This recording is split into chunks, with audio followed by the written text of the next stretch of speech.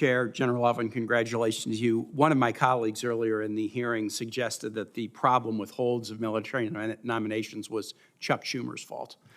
That's laughable. Senator Schumer has not placed a blanket hold on any military nominee during the entire 10 years I've been in the Senate. I don't think he's placed blanket holds on any nominees. I don't see that happening on this side of the aisle. And the attempt to blame the vacancies in these confirmed positions on Senator Schumer is embarrassing. It's laughable. It's laughable. Now, Senator Cotton, who was the one that raised it, said, oh, but Senator Schumer could call up a vote for the head of the Joint Chiefs of Staff on the floor. That's true. We don't mind voting on people, but the implication is, why not vote on the top brass and just punish all the people below them? That seems to be the offer that's being made by the GOP. Vote on the top brass and punish everybody else. I remember one of my most memorable days in the Senate. We had a Senate lunch of all senators, closed door, and John McCain talked about his experience as a POW in Vietnam. And I'll never forget that. Some of my colleagues were there that day. Some have joined the body since then. Senator McCain talked about the day when the North Vietnamese figured out he was a big shot because his dad was a key leader. And they came to him and they said, we will benefit you because you're a big shot and let you out of the Hanoi Hilton. And you know what he said? No, I'm not letting you benefit the big shot, and I'm not going to get out of the Hanoi Hilton until you let every other hostage out who got here before me. Now, to me, that seems like what the military ethos is. I didn't serve in the military, but I had a son who did, and he always used this officers eat last thing. What, we're going to have votes for the top brass and just turn a blind eye to punishing hundreds of other people who are waiting? It's a punishment. It's a punishment. Why would we benefit the people at the top and cavalierly allow others to be punished?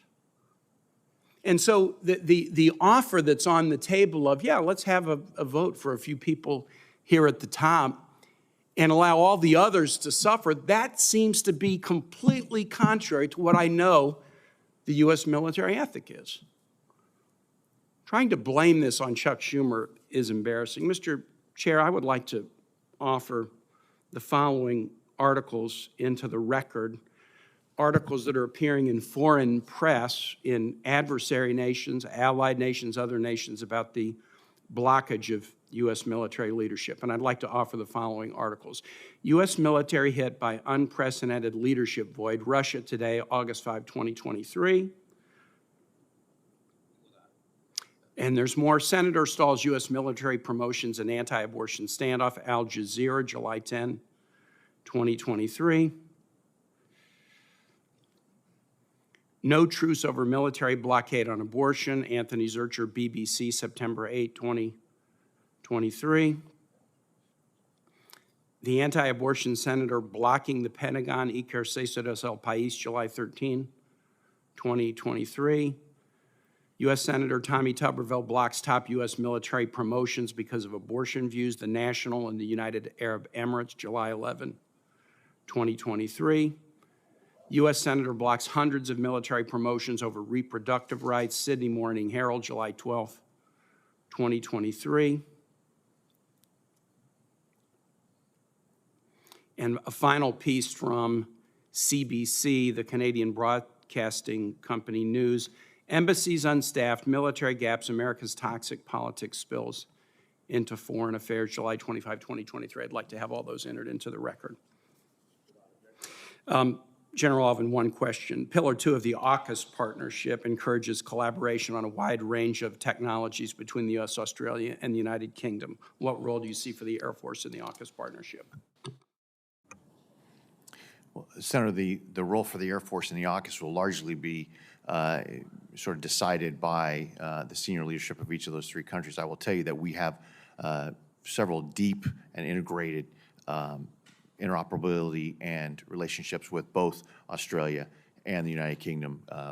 Airborne C2 some of the things, the opportunities for co-development of weapon systems. I think those are some of the opportunities as we look at some of the developments of the systems that I think will be largely AUKUS-friendly, if you will, whether they're bilateral or trilateral. I think there's lots of opportunities to advance with allies and partners.